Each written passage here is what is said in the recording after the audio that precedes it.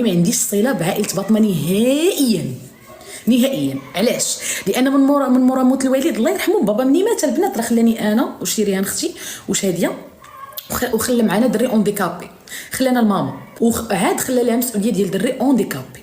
دونك حنا بربعه كنا ما كاينش اللي تقالوا صافا بخير فين وصلتوا فين درتو فين فعلتو لهاد الدرجه لهاد المرحله. ولا جيت نرجع للور شويه وجيت نقصح قلبي راه ما ندورش